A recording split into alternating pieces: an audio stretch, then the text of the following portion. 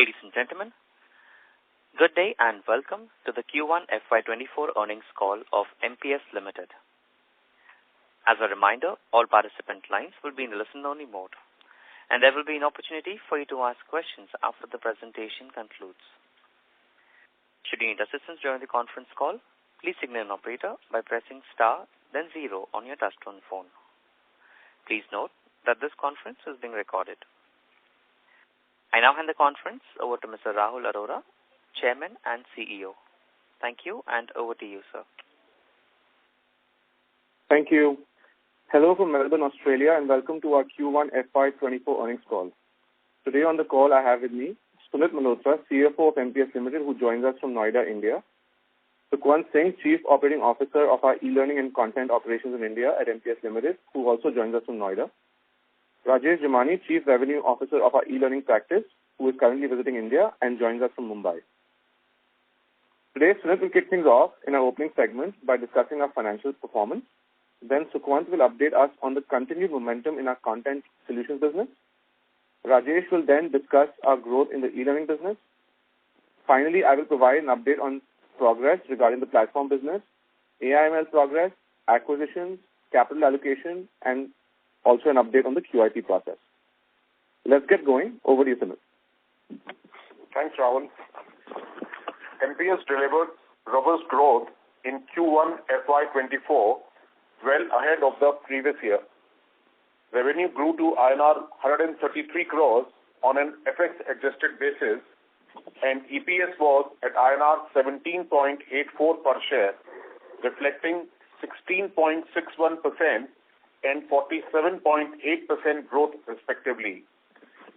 With underlying organic growth in the business preceding the planned acquisitions, the expectation now is that the acquisitions can genuinely be accretive to business performance. Reflecting on Q1 FY24, here are top 3 favorite themes.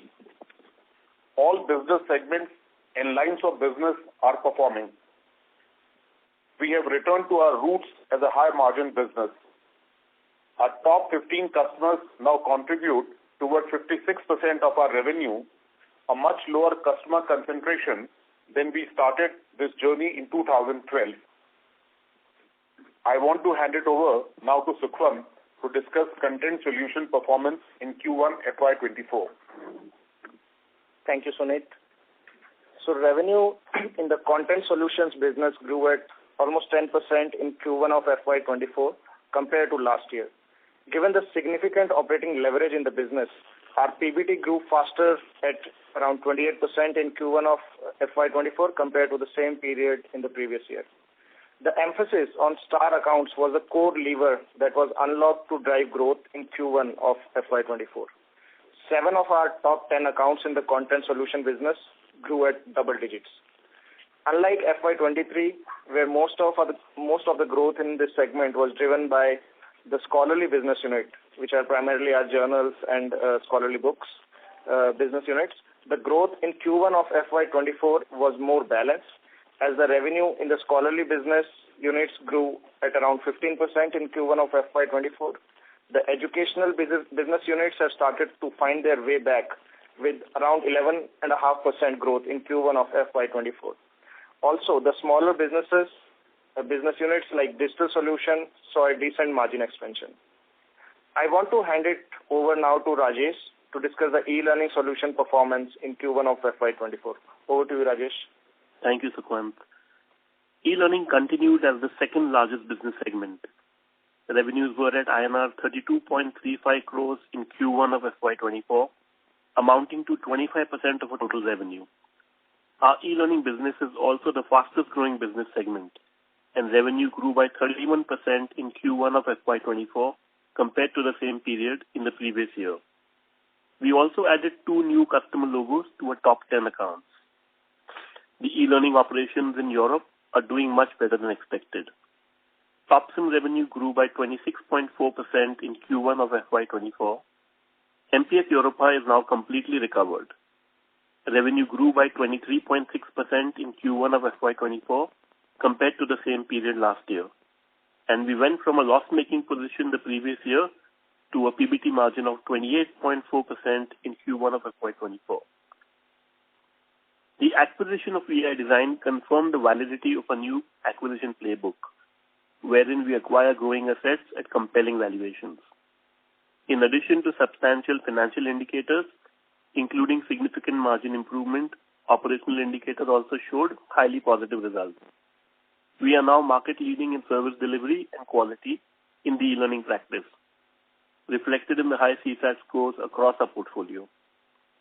Growth operations in the e-learning practice have matured and now are setting the benchmark for the other business units.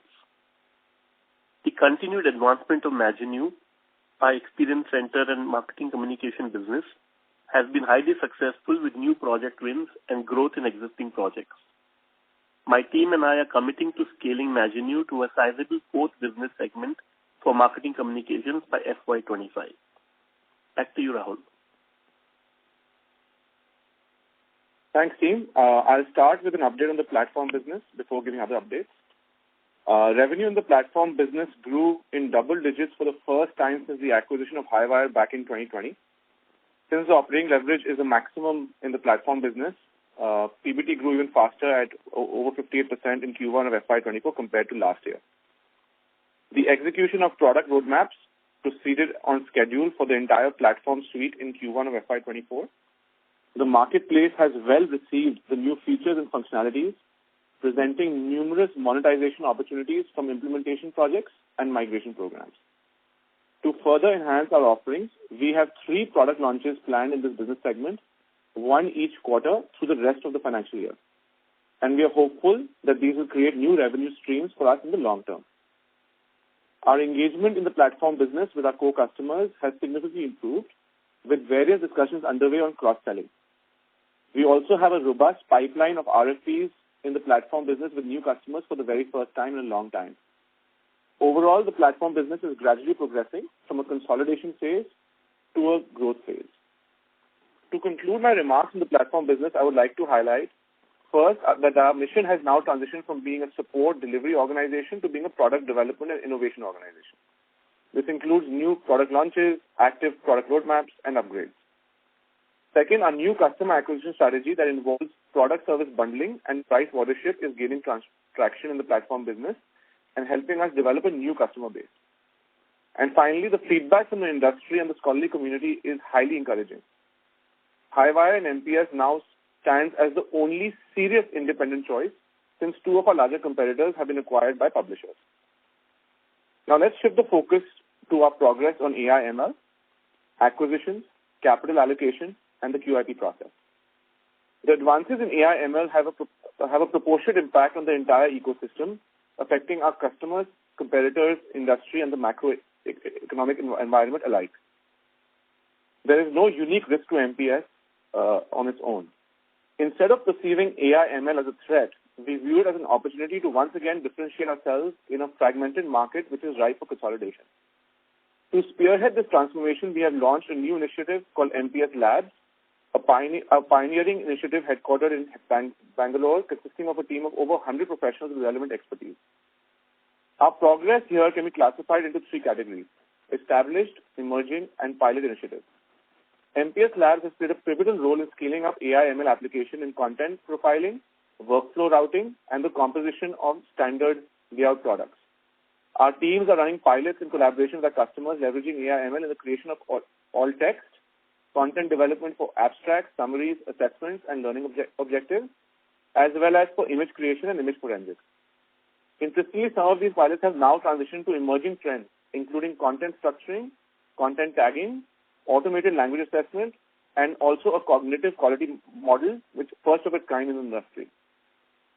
With MPS Labs as our innovation hub, we are driven to continuously push the boundaries of AI/ML capabilities, ultimately enhancing our offerings and cementing our leadership position in the market. Moving on to acquisition, QIP, and capital allocation. We are now pursuing acquisitions of healthy companies, about at least with 15% EBITDA, that are growing at least 10% over a 3-year period. The qualifying criteria for us now as a potential buyer for these type of assets has become even more important, and the deal sizes are also increasing. In this context, we have taken the conservative approach and armed ourselves with an enabling approval for the QIP. The approval was never meant to imply a definitive raise, and perhaps we could have been better in our communication. At this point, we are actively pursuing a couple of acquisitions that will be funded from internal accruals. We intend to utilize a QIP as an instrument of last resort, only when pursuing a relatively higher deal size that cannot be funded from internal accruals and debt.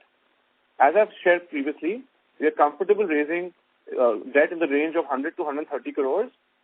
While I don't think it's appropriate for me to comment on the likelihood of a QIP, I can confirm that based on the current visibility, internal accruals will be the first lever for us to unlock the next couple of acquisitions. Debt would be the next.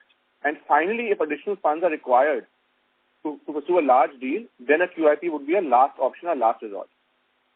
On capital allocation, our priority has always been to redistribute surplus funds to the shareholders of MPS, provided there is no imminent use for those funds over the next 6 to 12 months.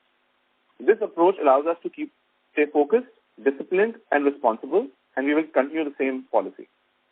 Let us now open the call to questions. Thank you very much. We will now begin the question and answer session. Anyone who wishes to ask a question may press star and 1 on their touchtone telephone. If you wish to remove yourself from the question queue, you may press star and 2. Participants are requested to use handsets while asking a question. Anyone who wishes to ask a question may press star and 1 at this time. Ladies and gentlemen, we will wait for a moment while the question queue assembles.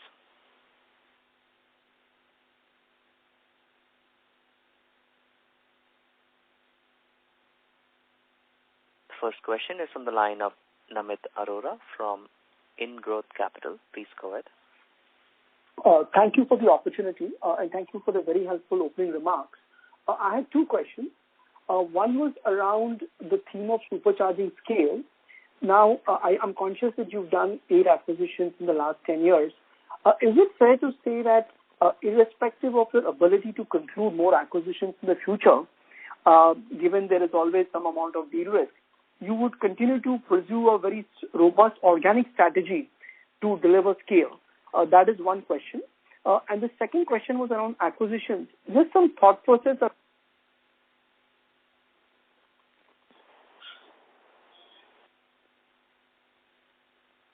Is it just me or will we lose Namit? Hello? Yes, sir. I'm sorry. It seems we have lost the line of the current participant, sir. Just a moment. Yeah, sorry, Namit, can you please repeat your question? You're unmuted now. Okay. So I guess I was not unmuted so far. So anyway, let me repeat my question. So my first question... Namit, we heard you, just that we missed you in the last minute. Okay. So maybe I'll just turn it over to the management. Yeah. Maybe you can respond to... We got your... Yeah. Yeah, we got your first question on supercharging scale. Your next question was on acquisitions. If you could repeat that, then I'll answer both together. Sure. Thank you very much. Thank you. So my second question was, I am cognizant you've done 8 acquisitions in the last 10 years. Going forward, since you may be pursuing larger acquisitions, your thought process in terms of criteria and some thought process around de-risking, maybe through earnouts or, trying to retain management teams for 3 to 5 years, some color around that. Because some of the larger Indian companies have struggled with larger acquisitions. So just some thought process to de-risk that. Thank you. Thanks, Amit. Great question. So on supercharging scale, like I've shared before, the goal is to get to 500 crores to 900 crores organically, and then 900 to 1500 crores, the gap of 600 coming inorganically. Our expectation is that, so the 500 to 900 is roughly about 12-13% type of organic growth. Our expectation is that the content business will continue to grow at 10-12%. The platform business will grow at 10-15%, and then the e-learning business will grow at in the range of 15 to 25%, and then within e-learning, the Imagine You business will potentially grow at a higher clip, potentially 20 to 30%, because there's a small base effect.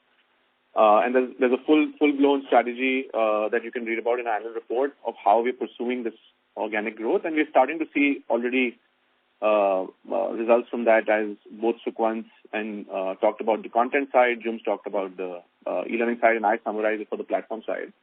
So we are already seeing early signs of that in FY23 as well as Q1 of FY24. Coming to acquisitions, as you rightly pointed out, we are looking at acquisitions where there is at least 15% EBITDA margin at the minimum. The company should have been growing at a CAGR of 10% minimum over a sustainable 3-year period, and also have a strong outlook going forward. And as you rightly said, when you look at businesses like this, typically you have a competent management team, and our role then changes from being an operator to being someone that supports that management team. So that's a big change on the execution side of the strategy. We've done this at a small scale last year with EI Design, which is giving us confidence. So one of the things that we're doing, which is unique in our approach to acquisitions, is, for us, cultural fit has become a very significant variable as we're selecting companies beyond the financial parameters that I described. So cultural fit and just, trying to figure out if, the alignment between us and the acquired management team is there, and, can we actually get along and work together. That's something that we've started to really study, and also, for the very first time, we have our HR teams also as part of the deal process. And yes, we are looking in most cases we are looking either at stage buyouts where we step up our shareholding over a period of time, or we're also looking at an earn-out approach as well, depending on the objectives of the founders. And so those two are definitely the dominant use case for us when we're looking at these type of deals. And then finally, there are a couple where we're looking at a combination of both earn-out as well as stage buyout. But mostly it's either of these two things. And the goal, of course, is for us to extend the management team going forward, and for us to kind of play a more of a support advisory role rather than an operating role. So yes, that's a big change in our strategy. Got it. This is most helpful, and I really appreciate your very candid and detailed perspective, and all the best to the entire team. Thank you. Thank you. Manoj.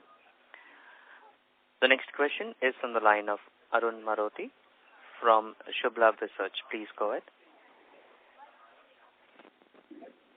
Am I audible? Yes, Arun. Can you please speak up a bit and go ahead? Yeah. Thanks for the opportunity, sir. Sir, my question is on the mezzanine part, that in AGM also you said that we are growing by 30% year on year. So if you can share some more detail on it, it will be quite helpful. Yeah, sure. So last year, I'll speak the numbers, and maybe James can give more color on what's happening behind the scenes. So last year, I think if I get it, I'm going to share some ballpark numbers. Our Imagine numbers, were in the range of 12-13 crores. Our expectation in FY24 is that, at the minimum, we'll grow this at 30%, possibly even more. And what's giving us that confidence is that we're winning new projects.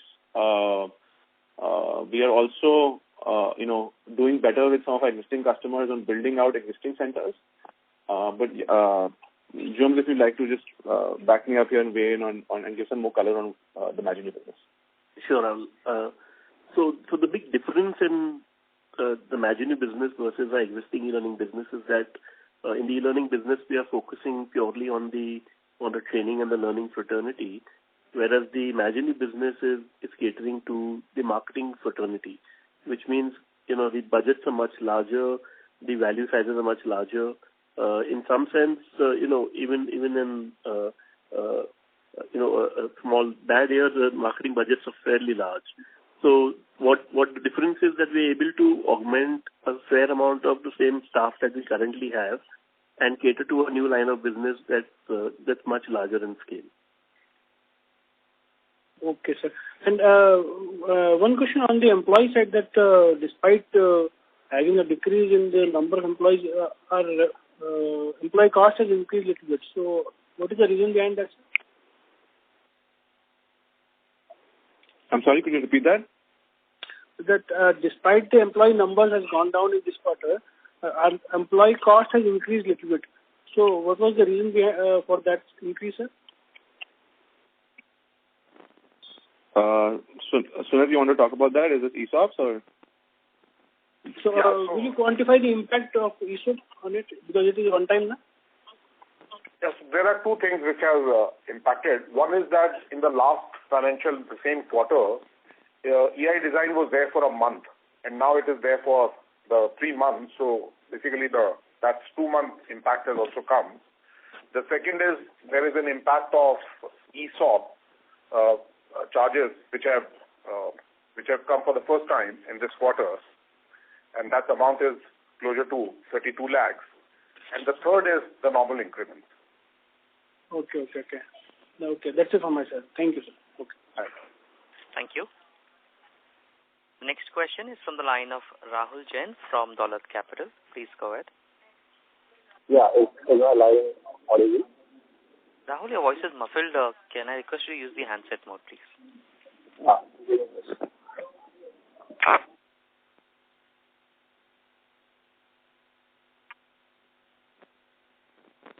Hello, is this any better? Yes, please go ahead. Yes, sorry for that. So, firstly, hope you see this, the seasonality of the business now, Rahul, the way some of this business have settled and you have certain growth in your mind. So, what are the put and takes in the different quarter for different business unit, and what is the right seasonality that you have in your mind? Yeah, I think Q3 and Q4 tend to be our biggest quarters. It's a combination of a lot of our customers closing out their respective financial year. Some of them close it out December 31st, some of them close it out March 31st. So as a result, there's a push at the end. So typically, we see Q3 and Q4 tend to be our biggest, quarters. Historically, Q1 has been our softest, so we'll have to see how that plays out. But definitely Q3 and Q4 tend to be our strongest quarters. So this Q1, are you slightly positively surprised by this performance in content platform? I'm happy. I'm not surprised. I'm happy with the performance. Not surprised. We expected this. We also had a weak Q1 last year, which was uncharacteristic as well. So there's that aspect as well. Sure. And on the e-learning side, same pattern or? Yeah, I think for the pattern is pretty similar for both content and e-learning. Platform is slightly different. Platform tends to be more uniform because a large chunk of the platform business is recurring. So content and e-learning, Q3, Q4 biggest, Q1, Q2 similar, possibly Q1 softer. And then on the platform side, fairly uniform. Having said that, Q1 of this year, we had some interesting project revenue, which is outside of recurring revenue. So yeah, I would say Q3, Q4 content, e-learning super strong, and platform would be more kind of balanced throughout the year. Sure. And, you just mentioned that there was an increment kind of an impact. So is this the annual cycle that we have gone through in this quarter, or there is some more to come during the year in different geography or something?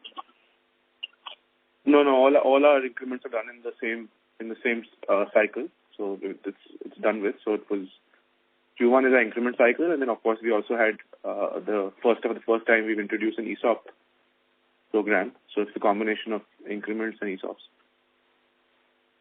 Right. And if you could say that how many people are covered under this program as of now? The ESOP program? Yes. I think it's 50, 55. I'm not sure the exact number. Maybe Sunit, you can share the exact number. How many people have been covered? Yeah, as of now, 60 people have been covered. Understood. And last question from my side is related to the comment and explanation that you gave on your acquisition strategy. So is it safer to assume that you, or maybe you could clarify this, would you be open to do a 51% stake kind of a transaction, or you would only go for the one where you would have a clear path to 100%, because now you want that operator, more support model rather than an operator model? Yeah, so we definitely want majority control. The conversations that we've been having are 60, 65, 75 type of percent, not 51. But yes, definitely trying to get majority control in the beginning. And of course, I'm only sharing with you based on the conversations we've had so far and having today. That could change in the next 6-12 months. But based on the visibility as of today, we're looking at majority control. In some conversations it's 65, in some conversations it's 75. Right. And just clarification on the QIP comment you mentioned. Are you trying to say that for now you are not pursuing it? Only if you have those size of transactions available to you, then only you may go ahead with the plan. Yeah, again, based on the visibility today, the thinking as well as the approach is that we feel comfortable that the next two we will probably just fund from internal accruals.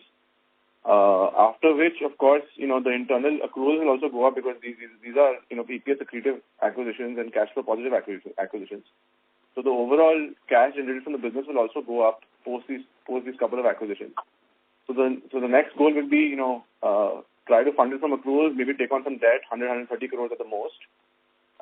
And only if, all those funds are insufficient and we've got some really compelling case for, executing Vision 2027 in one shot, for example, only then we would proceed with something like a QIP. Got it. And the background of why we've done this is, it's you need a right to sit at the table. And with 200, there are certain type of transactions where you cannot sit at the table till you can prove that you have a certain amount of financial strength. Sure. Understand that. Thank you so much and best of luck for the time. Thank you. The next question is on the line of Pulkit Chawla from MK Global. Please go ahead. Hi, thanks for the opportunity. So Rahul, first on the platform, I think good to see double-digit growth finally coming in. Just wanted to understand the near-term future for this segment. How are you planning to grow? And if you could throw some color around the 3 products that you mentioned as a part of your initial remarks. Second, some things about your e-learning segment. Are you seeing any short-term pain given that the macroeconomic environment is not the strongest? And just a small clarification, e-learning segment margins are a tad bit weaker this quarter. So some clarification on that. Thank you. Sorry, I'm just noting down all the points. I don't forget something. So overall platform business, I was sharing, we expect 10-15% growth towards Vision 2027 by FY28 that we've charted out. Near term, we expect it to be more closer to 10%. As we head closer towards FY28, it'll probably be closer to 15%. But broadly, that's what we're expecting in the short term. In terms of new product launches, we are not expecting any revenue from these product launches this year because they're going to be fresh launches. Even if we sign up customers, by the time we set them up, we would have probably been in the next financial year. What are these 3 launches? The first one is ThinkWeb, which is basically a next generation version of our Think platform, which manages the order to cash cycle for our subscription customers that have subscription revenue. So this is a next generation platform that's entirely cloud-based and web-based, which is unprecedented in this industry. So we're expecting to launch that, in the next quarter and rather this quarter now. And we do already have existing customers who are planning to migrate to this next generation platform. The second one is a product that basically unifies our Ampere workflow product, which is focused on production, and our Benchpress product, which is focused on manuscript submission and peer review. So it's unifying both products in a new use case where we're learning that, on the publishing side, the lines between editorial and production are blurring. So we're creating a unified platform that helps in the execution of that type of thinking. So basically, it takes, a manuscript from submission and review to all the way to the platform. So, and when I say unifying, I don't mean we're taking two products and integrating them. We're actually creating a brand new product with fresh modular architecture based on microservices. So it's a brand new product, and the goal for that one is to launch it at Frankfurt Book Fair, in October. And finally, we are launching a new SaaS products in the last quarter of this year, which is focused on the author side. So it basically helps manage the author payments as we're learning that there's a new revenue stream that's getting created through the author community. So it provides, basically it's an author-centric platform that allows an author to self-publish, but also provides support services to the author, such as, editorial, layout, those kind of services. So it's an author-centric platform. So those are three planned for this year. Your next question was on e-learning. We are not seeing any, and potentially maybe because we are much smaller and also more diversified than some of our competitors, we are not seeing any slowdown. In fact, we're growing, as you can see from the numbers. In terms of, and also as Jums mentioned, Imagine is part of this business segment, and that's actually growing even faster. In terms of margins on the e-learning side, good observation. As we are basically setting ourselves up for an expansion this year. So we are sitting on some excess capacity in Q1 because we're expecting some disproportionate growth in the second half of the year. Because of which Q1 margins are soft, but we anticipate, as the year closes out at an annual level, our margins will be where they need to be.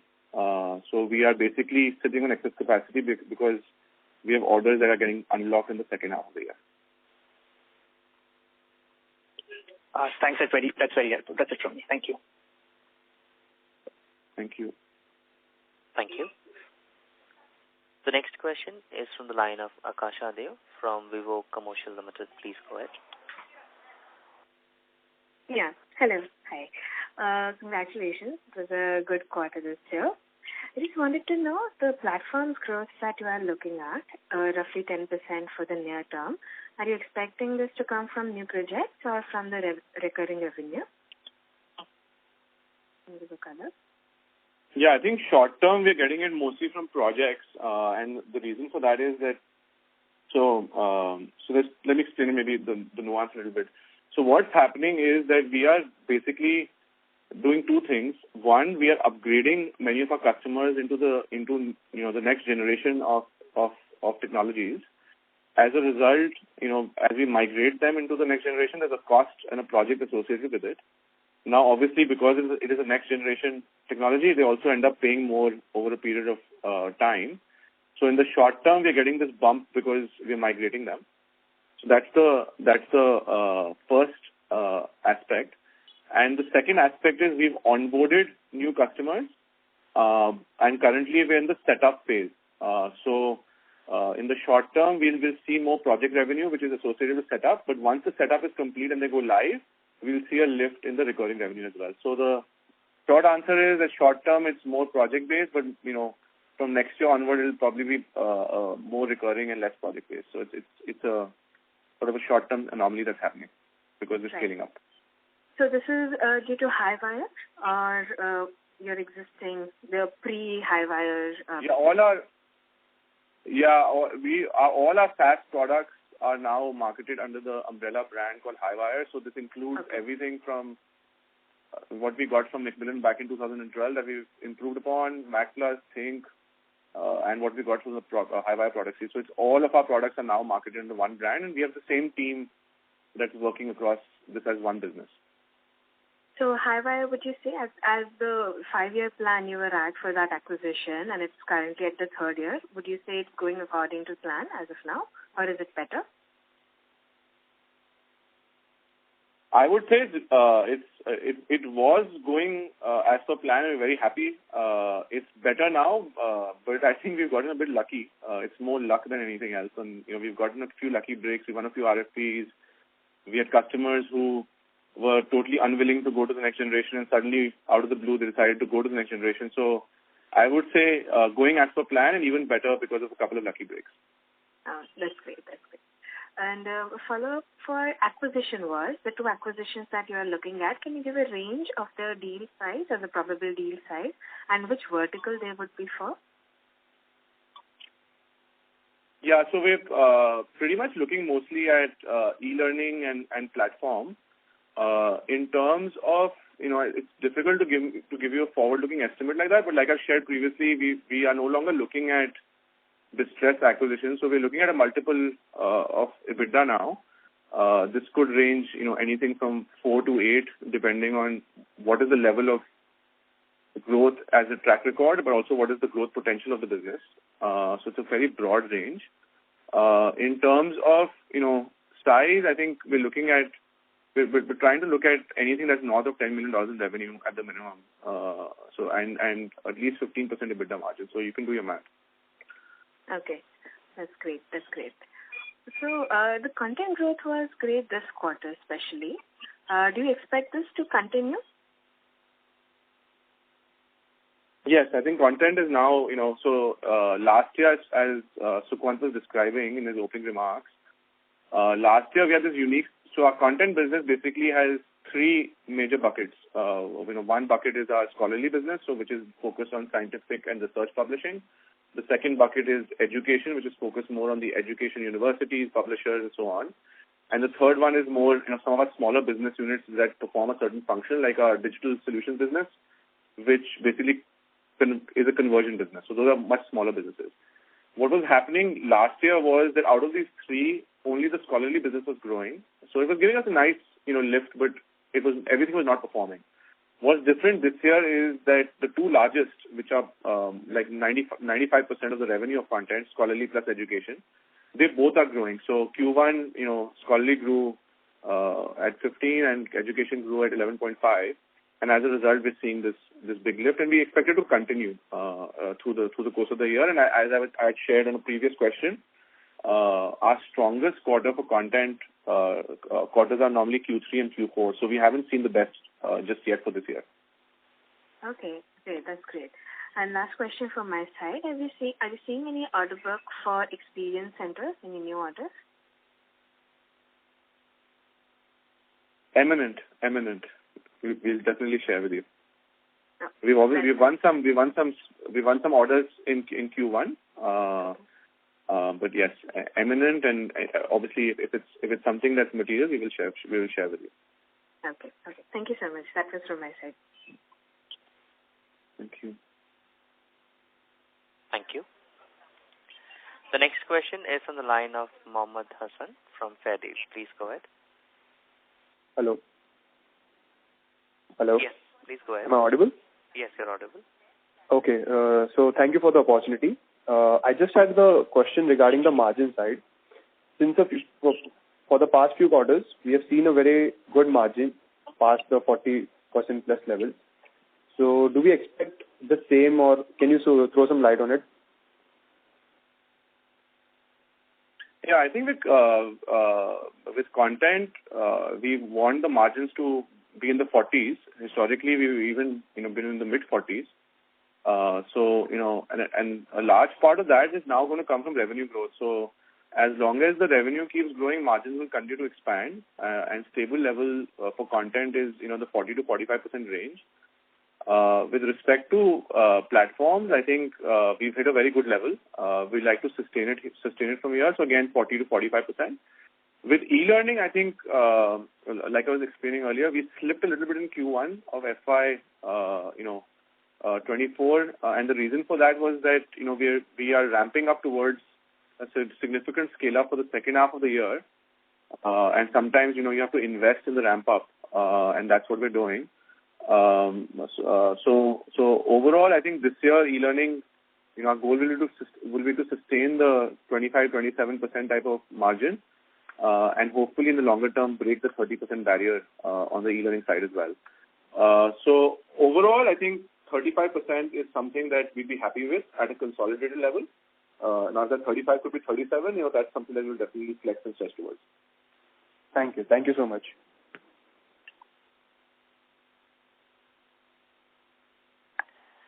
Thank you. A reminder to our participants, please press star and 1 to ask a question. The next question is from the line of Rishikesh Kale from as an individual investor. Please go ahead. Yes. So last year you had given a target of 100 crore PAT. Would you be in a position to give a similar guidance this year? Thank you for holding us responsible, Rishikesh. So if you remember, last year I had given that number in Q2, and I promise you I will give you something in Q2. Okay. Sure. Thank you. Thank you. The next question is from the line of Mahesh as an individual investor. Please go ahead. Hi, Rahul. Sometime back, you had expressed desire to get into managed services within e-learning. What's the progress on that front? Yeah, so thank you for the question.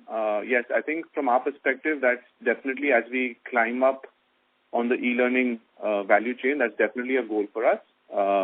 We are pursuing that through an acquisitive strategy because it's a new capability area.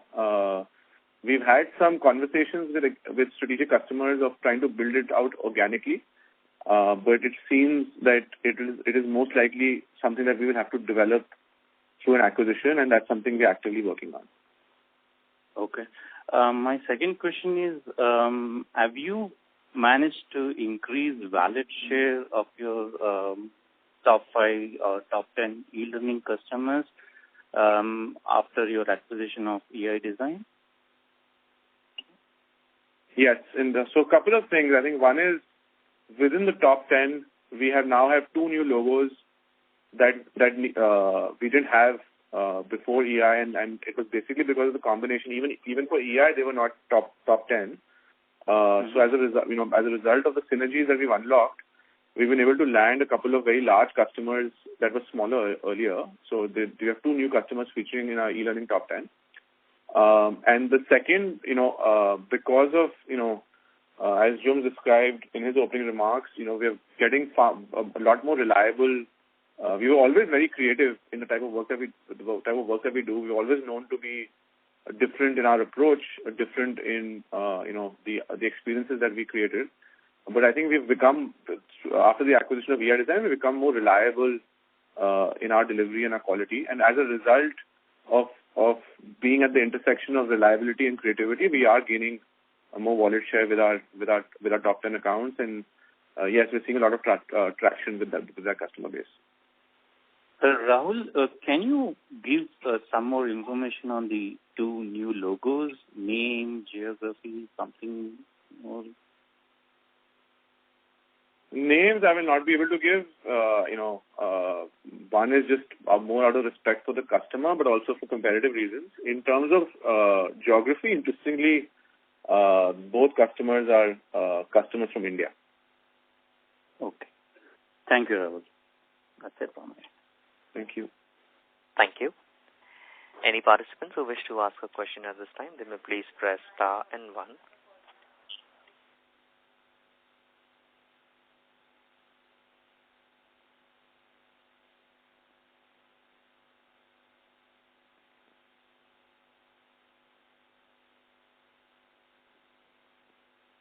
The next question is from the line of Jyoti Singh from Arihant Capital Markets. Please go ahead. Hello. Thank you for the opportunity. Your voice is breaking. We are unable to hear you clearly. Yeah. So now it's better? Yes, it's better, but still we are losing your audio in between. Okay, please carry on. We'll let you know if the audio breaks.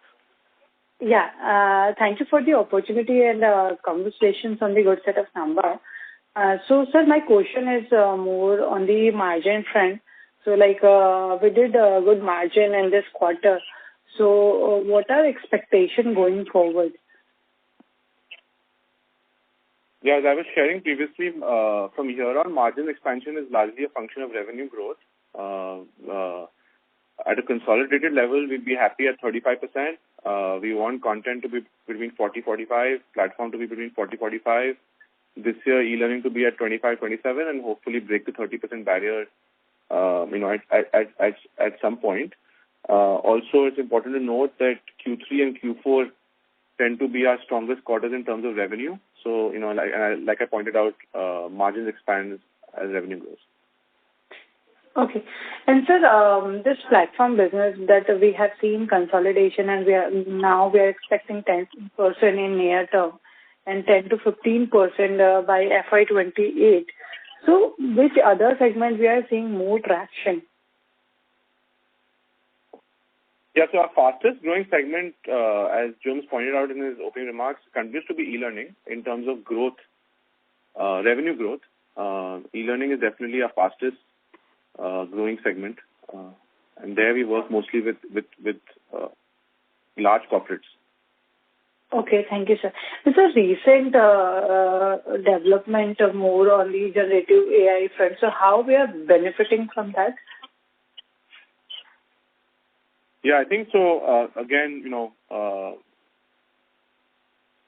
we in terms of, like I was explaining in my opening remarks, there's a lot of activity that we are pursuing. As an organization, we set up a dedicated unit called MPS Labs, which is headquartered out of Bangalore and has over 100 people that have the relevant expertise and are producing projects that are either established projects where we've been able to execute them for a decent customer base, emerging where we've done it for a small set of the customer base, and pilot where we are collaborating with customers but we haven't gone live in production. So we are viewing it as an opportunity to yet again consolidate the supply chain on behalf of our customer base. As we saw in the pandemic and coming out of the pandemic, there was a significant consolidation that took place in the supply chain. And every round of shock that the supply chain gets, the market consolidates, and scaled players like MPS tend to benefit. So we are seeing it as a positive. We are investing in a meaningful way. We are adapting as well. So it's more a medium-term type of situation where we are hoping to have the market consolidate and gain more market share as a result. More near term, we are mostly investing to future-proof ourselves and also to future-proof our customers. Okay, thank you, sir. Thank you. We'll take the follow-up question from the line of Mahesh as an individual investor. Please go ahead. Hi, Rahul again. Rahul, how many inorganic opportunities have you let go in the last 12 months that you looked at?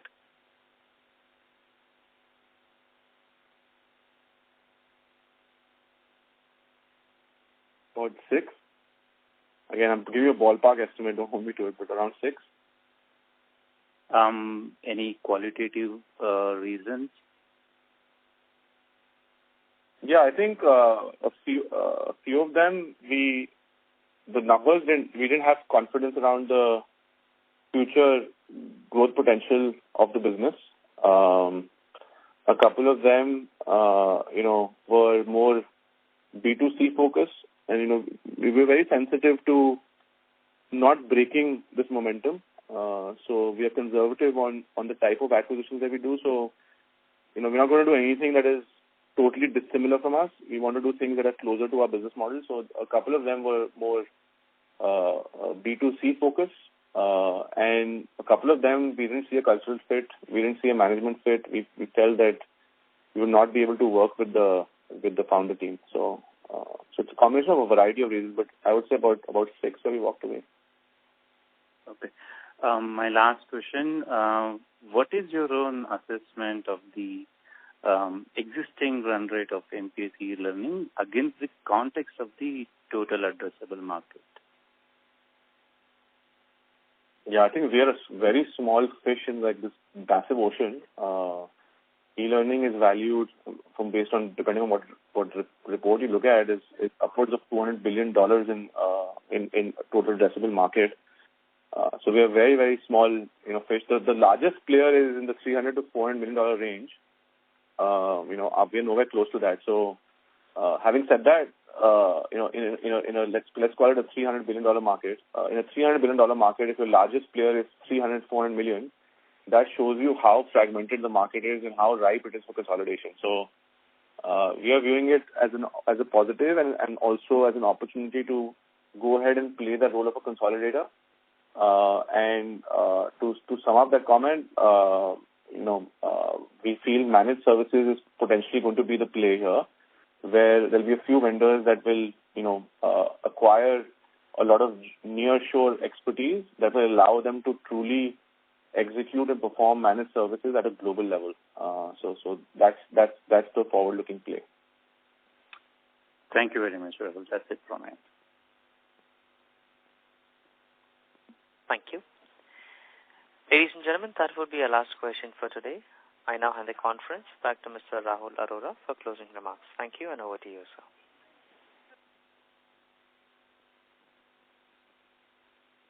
Thank you, everyone. Thank you for your active participation at our Q1 FY24 earnings call. We appreciate, as always, your thoughtful questions. Your unique outside-in perspective helps us to learn and improve. I want to express my gratitude to each of you for all your deep questions, also for some of those questions where you held us accountable. So thank you for that. Our journey together has been remarkable, and we see a tremendous opportunity here for MPS to supercharge scale, and we look forward to your continued support, feedback, and partnership mindset. Thank you so much. Thank you very much. Ladies and gentlemen, on behalf of MPS Limited, that concludes this conference. Thank you all for joining us, and you may now disconnect your lines.